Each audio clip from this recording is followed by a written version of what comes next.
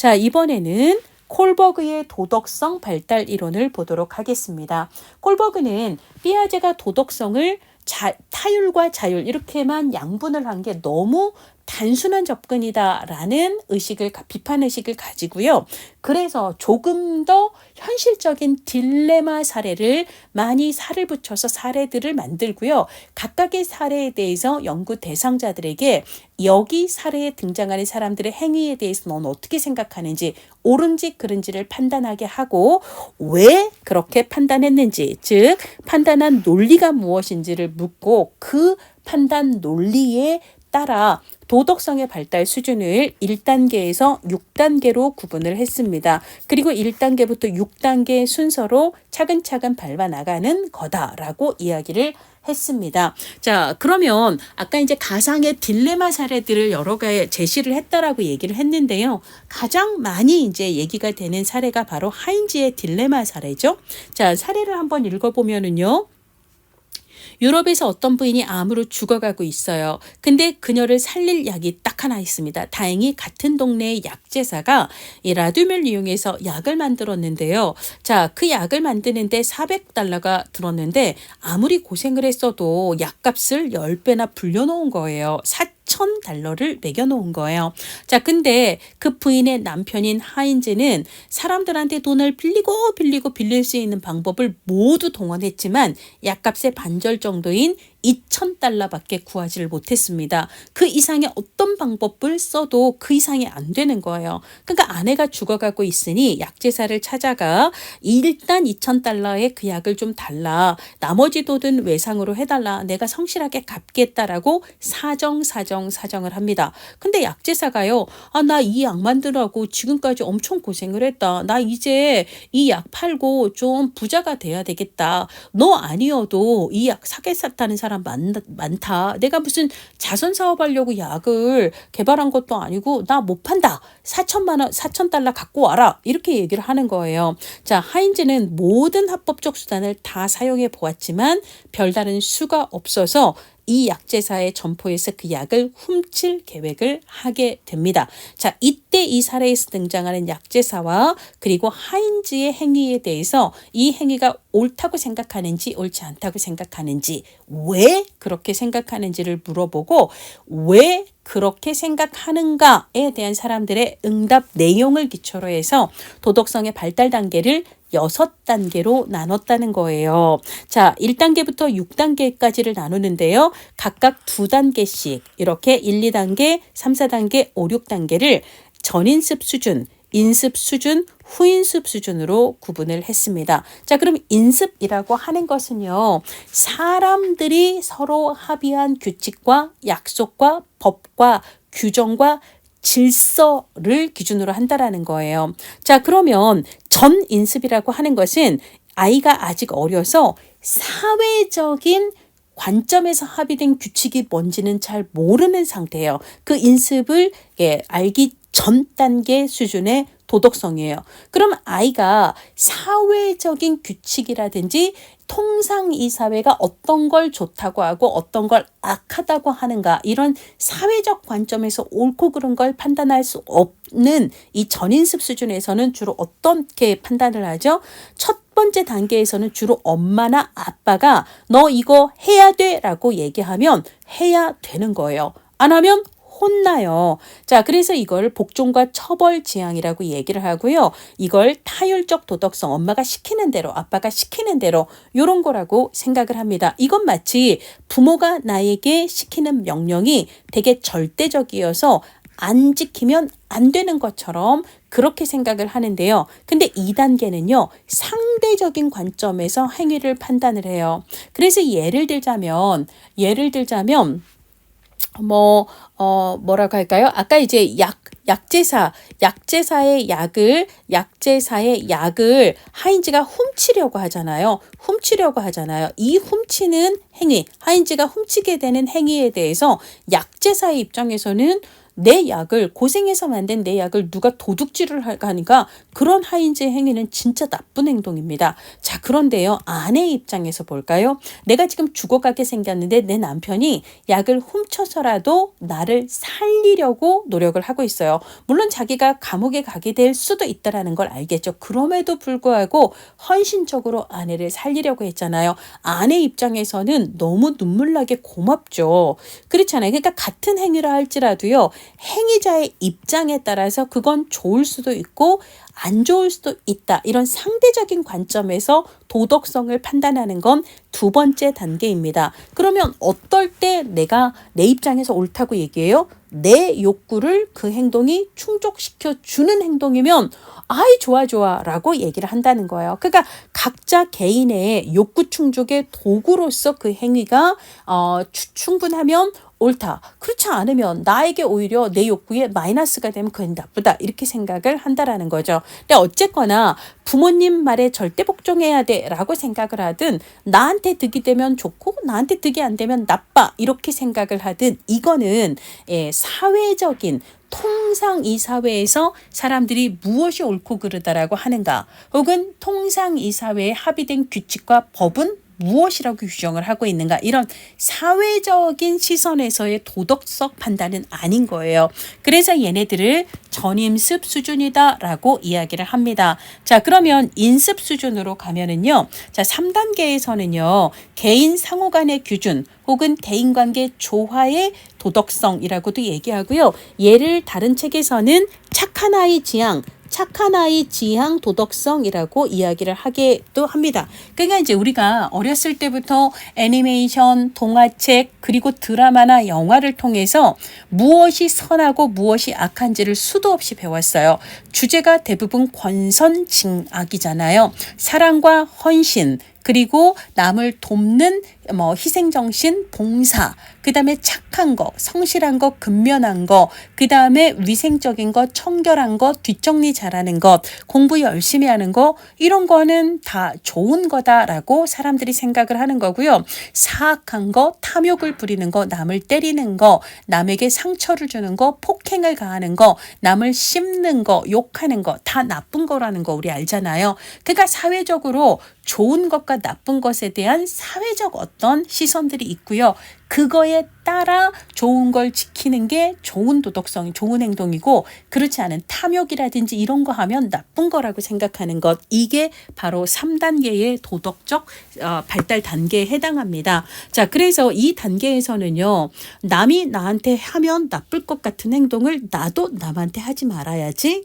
남이 나를 이렇게 대해주면 좋겠다 싶은 행동을 나도 남한테 해야지 라고 생각을 해요. 어차피 사람들이 좋아하는 것들은 이런 거니까 이렇게 생각을 한다라는 거죠. 자, 그럼으로써 저 사람들이 야, 너 참 착하다라고 나를 인정해 주길 바라는 거예요.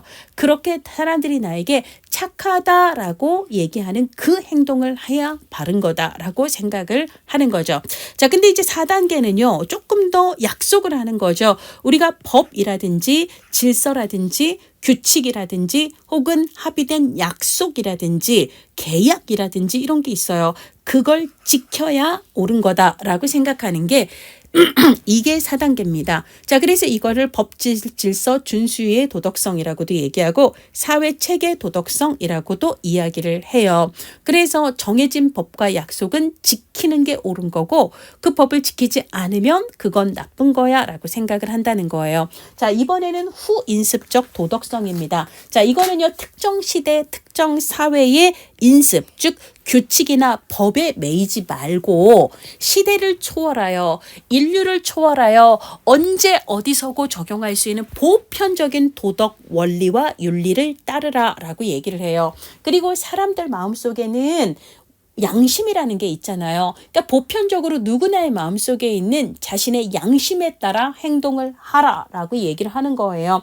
흔들림 없는 자신의 윤리적인 원칙과 신념에 따르라라고 이야기를 하는 거예요.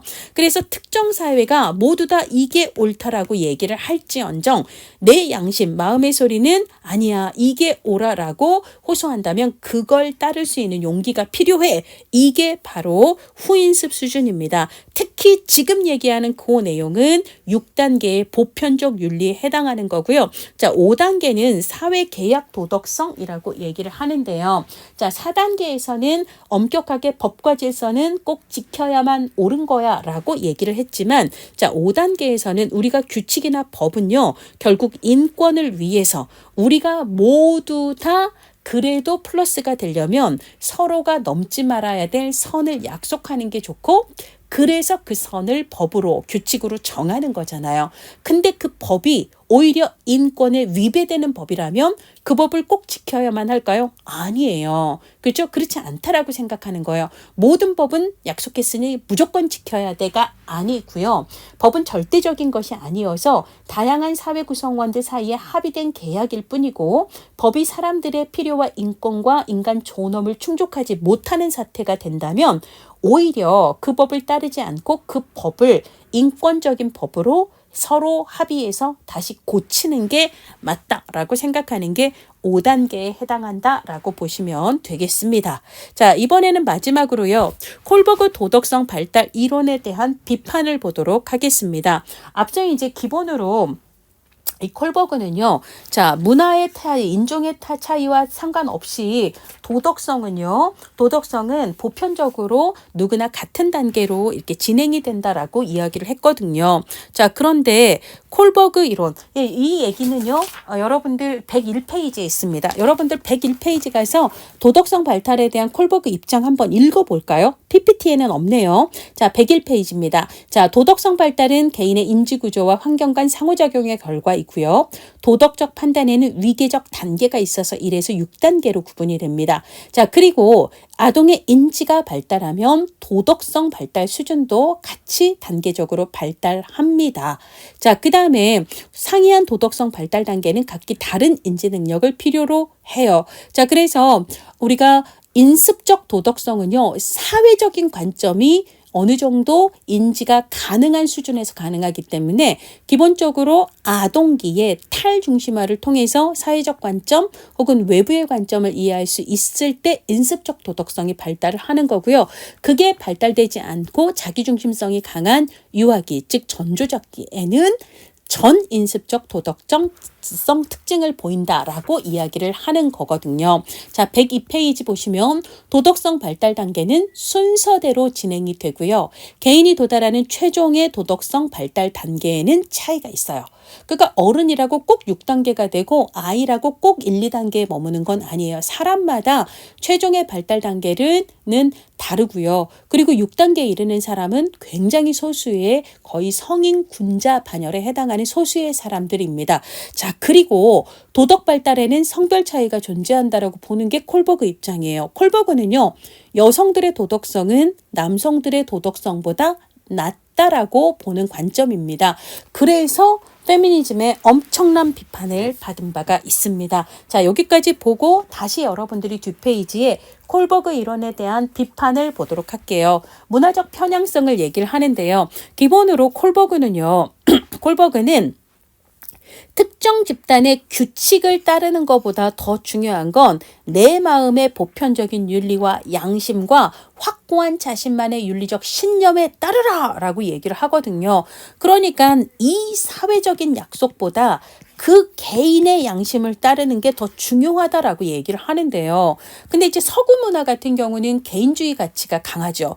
그런데 동양 같은 경우는 사실은 나 개인의 생각은 이럴지라도 집단을 통해서 집단을 위해 내 걸 희생하는 걸 더 도덕적이라고 보는 문화가 있다는 거예요. 그런데 콜버그 관점에서는 오히려 집단의 내 개인의 생각을 희생시키는 거, 이거는 오히려 도덕적 수준이 낮다라고 평가될 우려가 있어요. 즉 서구의 도덕성 수준이 동양의 도덕성 수준보다 더 높다라는 식으로 비교가 될 우려가 있다라는 거, 그런 문제점을 지적하는 내용이 있고요.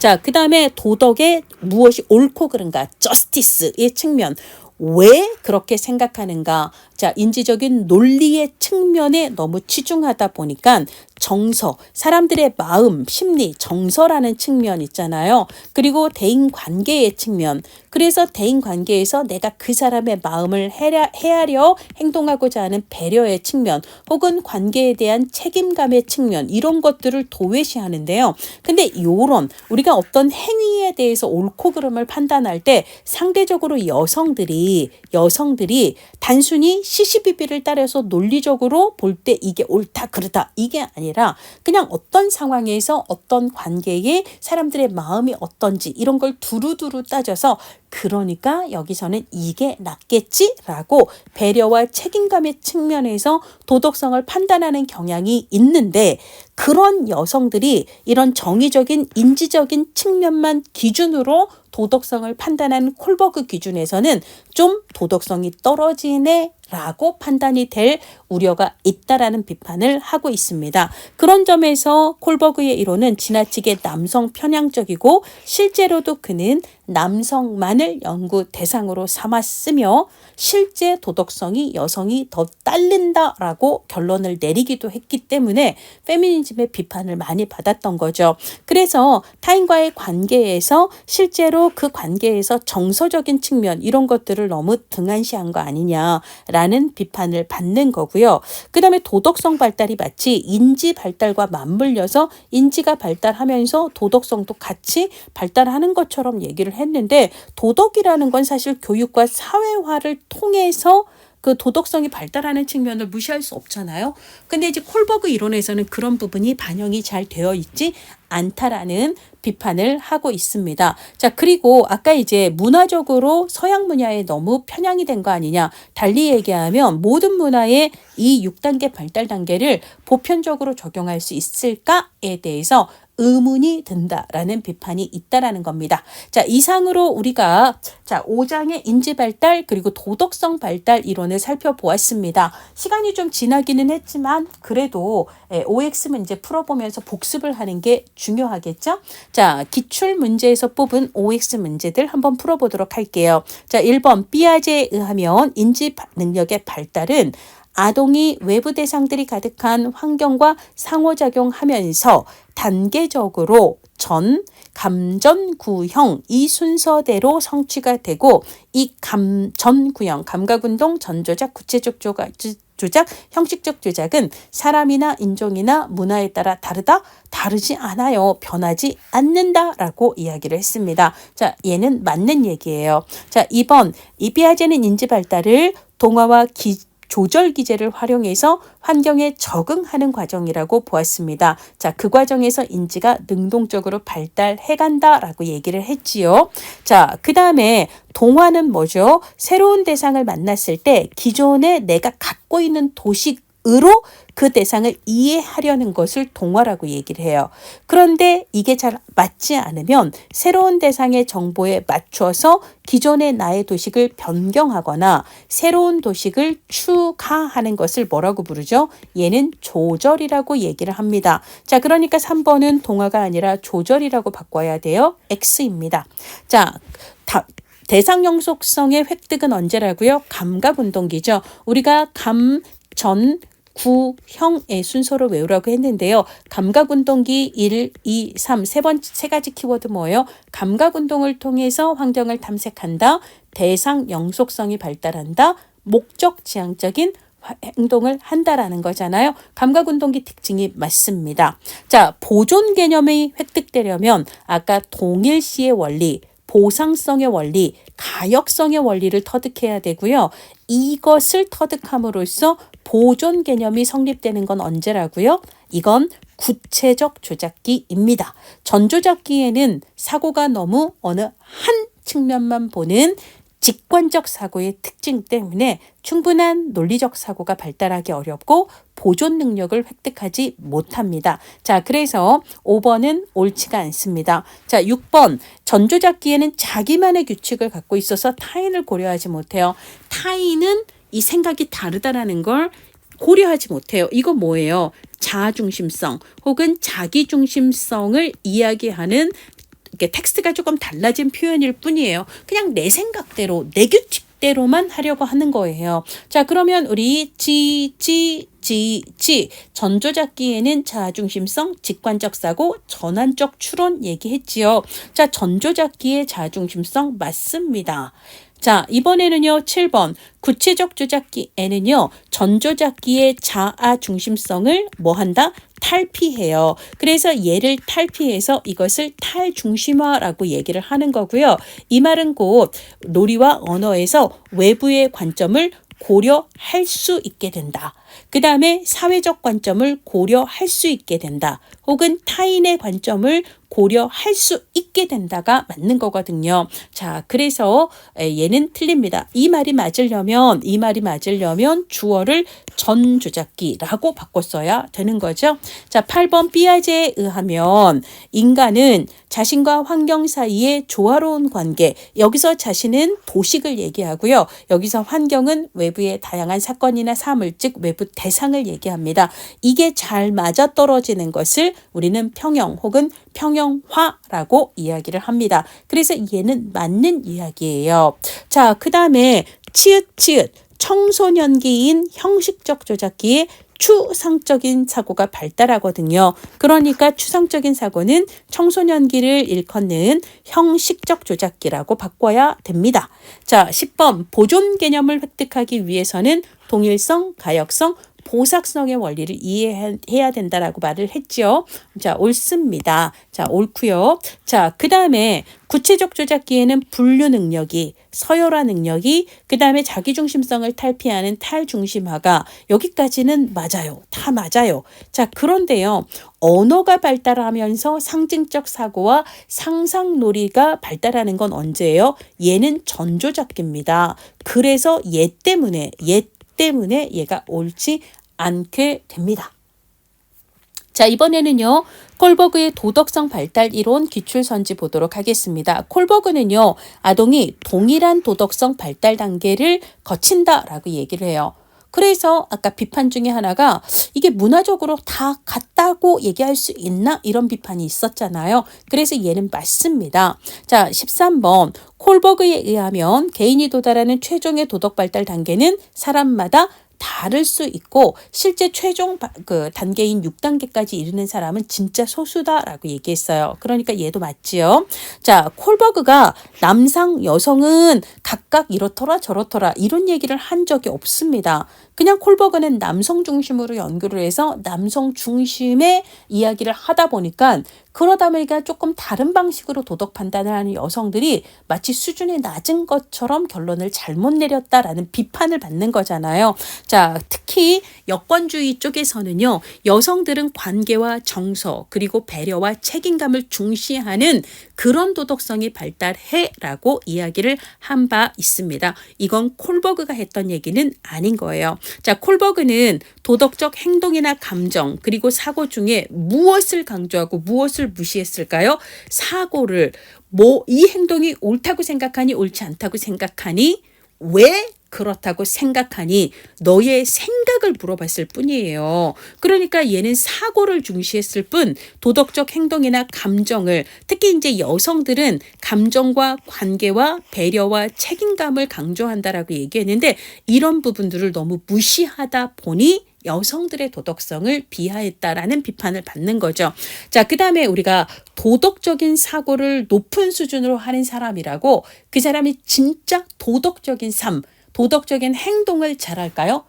배운 게 많아서 뭐가 옳고 그른지 잘 아는 사람들이 나쁜 짓 엄청 많이 하는 거 우리가 정치인들만 봐도 정말 잘 알잖아요. 그러니까 콜버그에 대한 비판 중에 하나가 뭐가 있냐면 너는 너무 생각 중심으로 도덕성을 연구했다라는 거예요. 근데 그 사람이 도덕적인 생각의 수준이 높다고 그 사람이 진짜 도덕적인 행동을 할 것인가? 그렇지는 않을 수 있지 않겠는가? 이런 비판을 받아요. 따라서 15번은 이제 옳지 않은 겁니다. 너무 도덕적 사고에만 치중해서 도덕적 행동이나 감정은 무시했다. 이렇게 얘기해야 맞는 거고요. 자, 개인 상호 간의 대인관계의 조화를 바탕으로 하는 도덕성은 몇 단계? 3단계입니다. 자, 그러니까 서로가 서로에게 싫은 짓 하지 말고 내가 저 사람한테 받고 싶은 거 나도 그 사람한테 하자. 그러니까 좋은 행동을 서로 하고 나쁜 행동을 서로 하지 말자. 우리 선이 뭐고 악이 뭔지는 권선징악 사회화 과정에서 워낙 많이 들어서 잘 알잖니. 그러니까 그런 행동은 지양해야 되는 건 지양하고 지향해야 되는 건 서로 지향하자라고 얘기하는 거 3단계예요. 3, 4단계는 모두 인습적 도덕이지 후인습 아닙니다. 자, 그래서 얘는 틀렸습니다. 자, 그 다음에 법과 질서. 약속을 한 법과 규칙과 약속과 규범은 지키자. 이건 뭐예요? 4단계예요. 4단계 역시도 3단계와 마찬가지로 인습적 도덕성이고요. 후인습 아닙니다. 그래서 얘도 X입니다. 자, 이렇게 우리가 5장의 인지발달 이론에 대해서 살펴보았습니다. 여러분들 수고 많으셨고요. 잘 정리를 하시고, 그리고 우리 단원마다 맨 앞에 있는 훑어보기 도식화 있잖아요. 요 내용이 그 챕터의 가장 핵심이거든요. 다른 건 모르더라도 훑어보기 있는 키워드들을 중심으로 해서 여러분들이 꼭 개념 정리를 잘 해두시기를 바랍니다. 자, 우리가 이제 6장에서는 다음 장에서는 인본주의 이론을 다룰 거고요. 자, 여기에 해당하는 이론가는 메슬 로우하고 로저스가 있습니다. 공통적인 단어 있죠? 예, 말이 있죠. 로가 들어가요. 자, 그래서 우리 외울 때는 가장 인본주의 로 이렇게 외우세요. 인본주의 로예요. 인본주의 이론에 해당하는 학자는 메슬 로우하고 로저스 이름에 로 들어가는 이 두 사람이 해당이 된다. 요거는 기억을 하시고요.